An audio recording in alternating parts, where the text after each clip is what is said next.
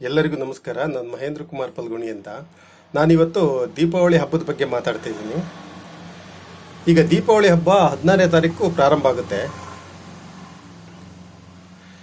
ಈ ದೀಪಾವಳಿ ಸಂದರ್ಭದಲ್ಲಿ ರಾಜ್ಯದ ಯುವ ಜನಾಂಗ, ಯುವಕರು, ಮಕ್ಕಳು ಪಟಾಕಿಯ ಬದಲಾಗಿ ದೀಪಗಳನ್ನು ಹಚ್ಚಿ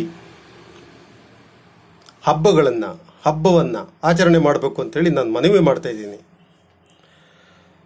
ಕಾರಣ ಏನಂದರೆ, ಈ ದೀಪಾವಳಿ ಸಂದರ್ಭದಲ್ಲಿ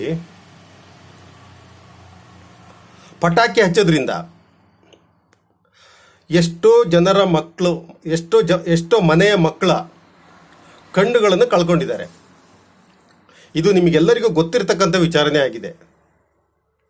ಆದರೂ ಕೂಡ ಪಟಾಕಿಯನ್ನು ಹಚ್ಚೋದನ್ನು ಯಾರೂ ಬಿಡ್ತಾ ಇಲ್ಲ. ಹಬ್ಬದ ಆಚರಣೆ ಸಂದರ್ಭದಲ್ಲಿ ದೀಪಗಳನ್ನು ಹಚ್ಚಿ,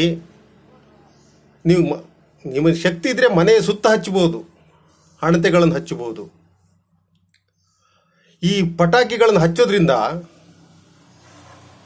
ಹೃದ್ರೋಗಿಗಳಿಗೆ,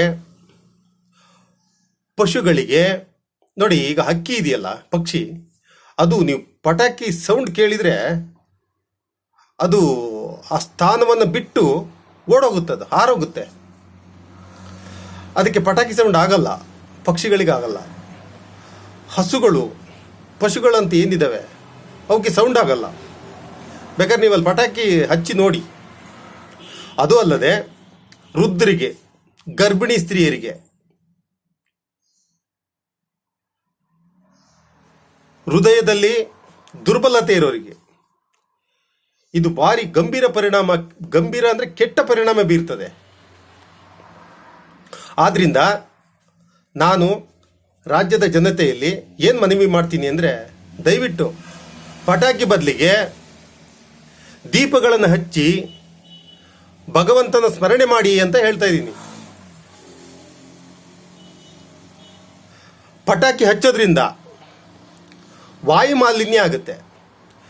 ಜೊತೆಗೆ ವಾಯು ಮಾಲಿನ್ಯ ಮಾತ್ರ ಅಲ್ಲ, ಅಶಬ್ದ ಮಾಲಿನ್ಯ ಆಗುತ್ತೆ. ಅದು ಅಲ್ಲದೆ ಬೆಂಗಳೂರು ಅಂತ ಮಹಾನಗರಗಳಲ್ಲಿ ರಸ್ತೆಯಲ್ಲೆಲ್ಲ ತುಂಬ ಪಟಾಕಿಗಳನ್ನ ಹೊಡಿತಾರೆ.